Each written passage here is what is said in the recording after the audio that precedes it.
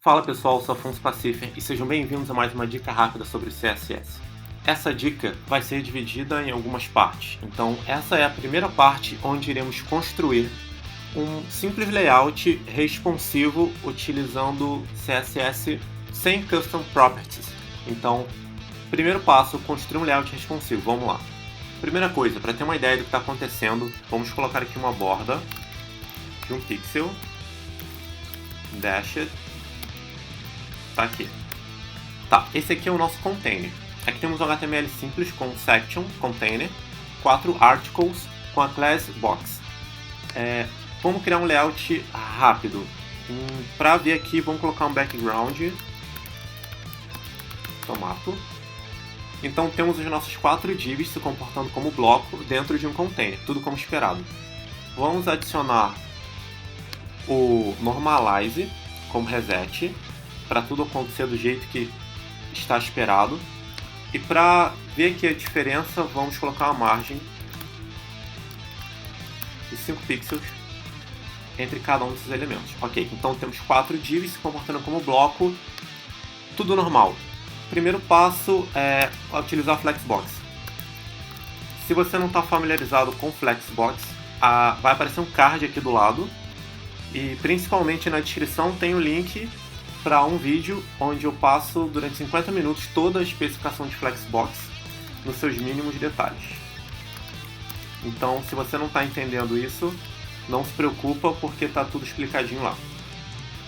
Ok, vamos definir uma altura para os nossos boxes. Tá, então tem 1, 2, 3 e 4 e uma largura. Vamos dizer que eles vão ocupar a largura de 25% para ficarem os 4 certinhos.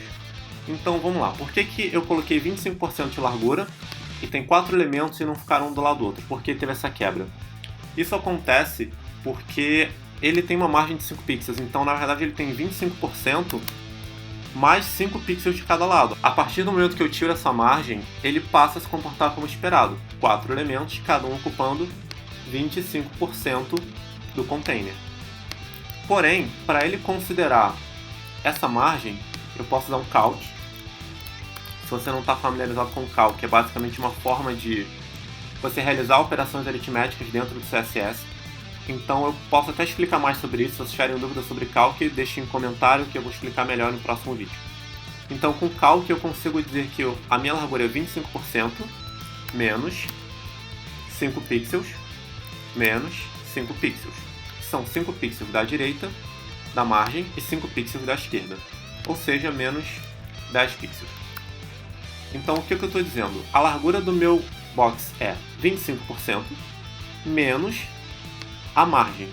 Dessa forma, ele não dá aquela quebra, porque ele considera certinho o tamanho que ele precisa ter, considerando a margem.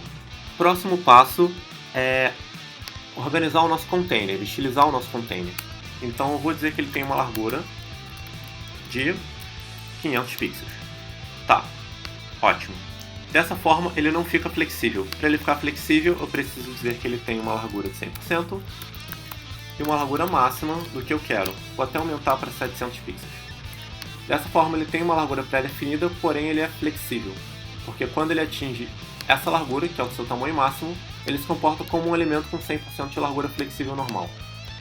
E eu quero centralizar isso. Então, para isso, eu vou fazer o velho truque do margem 0 alto. Dessa forma, eu estou dizendo com o primeiro argumento que a margem para cima e para baixo é 0, da esquerda e da direita é alto. Então, ele calcula automaticamente as margens da direita e da esquerda e centraliza a minha div. Então, agora eu tenho meu container centralizado, com meus itens flexíveis, e para tornar isso um pouco melhor, eu só preciso de algumas media queries. Então só preciso aqui de media, max width, por exemplo, 400 pixels, onde o meu box passa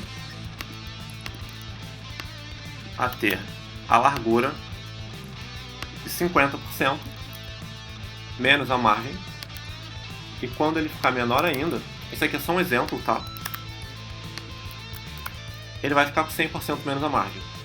Então, ao redimensionar, ele vai se adaptar ao tamanho. E isso é basicamente o básico de responsividade. Então, construímos aqui uma pequena interfacezinha onde temos um conteúdo centralizado usando Flexbox nos seus itens para eles ficarem flexíveis e com algumas quebras de linha com @media e utilizando Calc para considerar essas margens, que são esses espaçamentos. Essa é uma forma estática. No próximo vídeo vamos anexar Custom Properties e começar a tornar isso mais dinâmico e um pouco mais interessante. Se você curtiu essa dica, por favor, deixa no comentário um feedback, se você é válido ou não, ou se você curtiu ou não curtiu, dá um like, compartilha com seus amigos, mas principalmente comenta.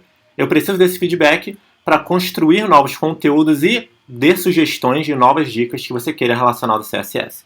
Lembrando que o conteúdo dessas dicas só está disponível por conta do incentivo do CSS Style Shortcut, que é um curso de organização de CSS com muitos módulos que ensinam muitas dicas relacionadas à organização, as principais metodologias, até o básico de JavaScript, como organizar com Web Components, organizar seu estilo com React, o básico de React, muito conhecimento de base de CSS com relação à organização, utilizando muitas tecnologias, lembrando que o pré-requisito é só saber CSS básico. A dica especial é que com o cupom CSSCastShow você tem um desconto de 40% para adquirir o curso de organização de CSS do CSS Style Shortcut. Então não perde essa oportunidade. Se você está vendo essa dica de CSS, você tem interesse, então o CSS Style Shortcut, o link está na descrição, cupom de 40% de desconto com o código CSSCastShow, que é o nome do nosso canal. Lembrando que todas as pens criadas em todo o conteúdo na nossa série de dicas está no meu CodePen, codepen.eu/AfonsoPacifer, você pode vir em Collections, Public e está aqui, CSS Quick Tips. O link também está na descrição, mas aqui tem um exemplo utilizado em todas as nossas dicas. Até o próximo vídeo, até a próxima dica, um abraço.